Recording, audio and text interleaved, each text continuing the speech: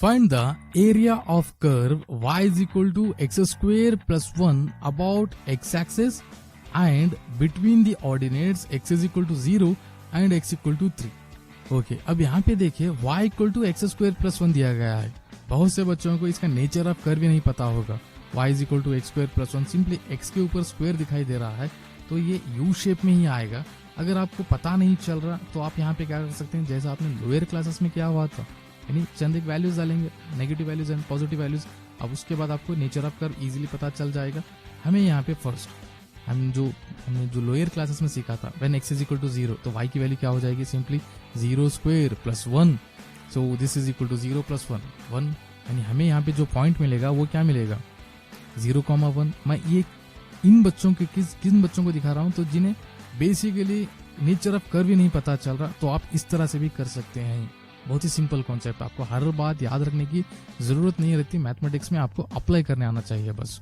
So now x is equal to 1 तो अब इसके बाद क्या हो जाएगा 1 प्लस 1 2. यानी पॉइंट क्या लिखेंगे when x equal to 1 y equal to 2. अब इसके बाद when x equal to 2 so y is equal to क्या हो जाएगा 2 square plus 1 which is equal to 4 plus 1 5.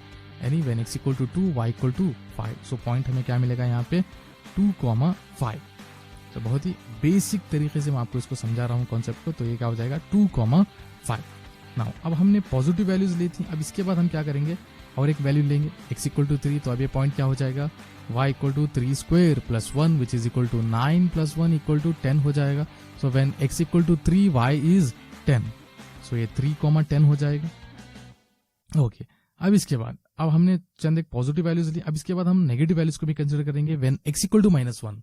So when x equal to -1 y is equal to क्या हो जाएगा -1 whole square plus 1 which is equal to -1 whole square क्या हो जाएगा positive. So 1 plus 1 which is equal to again क्या मिलेगा हमें 2 ही मिलेगा. So when x equal to -1 y is 2. इसी तरह व्हेन x इक्वल टू -2 तो y इक्वल टू क्या मिलेगा -2 होल स्क्वायर प्लस 1 यानी 4 प्लस 1 विच इज अगेन 5.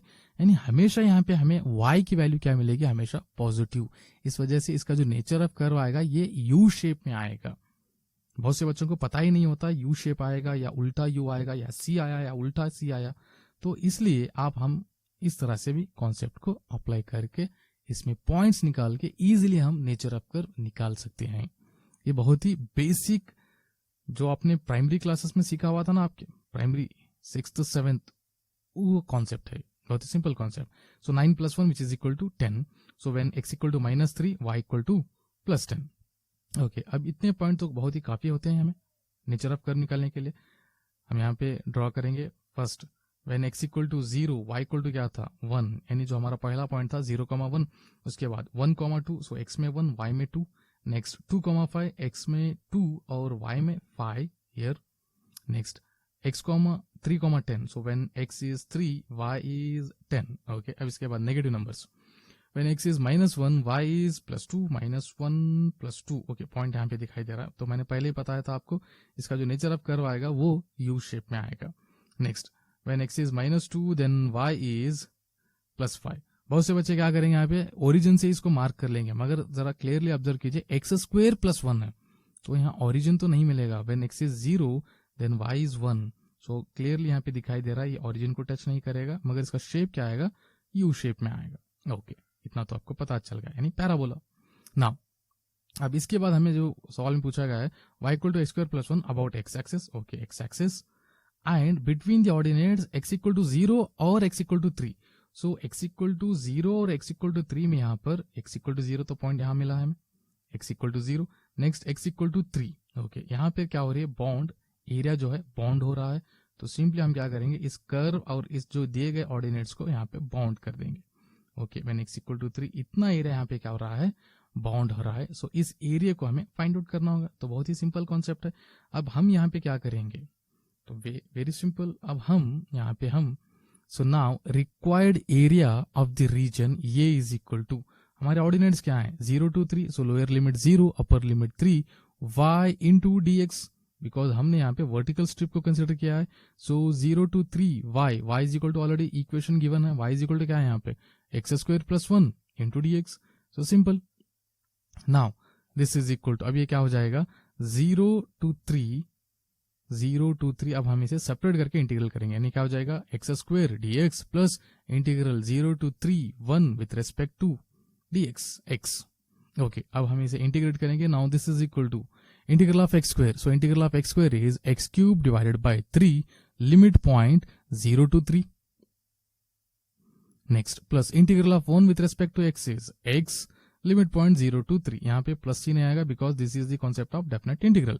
सो 1/3 को सेपरेट निकालेंगे। अब इसके बाद हम एक्स क्यूब को लिमिट पॉइंट्स अप्लाई करेंगे। So x cube 0 to 3 plus यहाँ पे क्या हो जाएगा x limit point 0 to 3। So ये जो 1/3 है वो सिर्फ एक्स क्यूब के लिए अप्लाई हो रहा है। सो 1/3। So now first upper limit x के प्लेस पर 3 अप्लाई करेंगे, यानी तो ये क्या हो जाएगा 3 whole cube minus 0 whole cube. Okay, next plus यहाँ पे क्या हो जाएगा एक्स के प्लेस पर अगेन 3 आएगा, so 3 minus lower limit 0। So now this is equal to, जब हम इसे सिंप्लीफाई करेंगे तो क्या मिलेगा हमें यहाँ 1/3, सो 3 cube, so 3 cube is nothing but 27। So 27 minus 0 cube क्या मिलेगा 0। नेक्स्ट प्लस यहाँ पे क्या हो जाएगा 3 minus 0 which is 3। So now this is equal to 1/3 into 27 minus 0 क्या मिलेगा हमें यहाँ पे 27। नेक्स्ट प्लस 3, सो अभी 1/3 और 27 गेट कैंसल आउट, सो 3 1 जा 3 9 जा, सो हमें यहाँ पे क्या मिलेगा 9 plus 3, so this is equal to 12। So our required area of the region is 9 plus 3 12 units, 12 square units. So this is our required result. Area is 12 square units.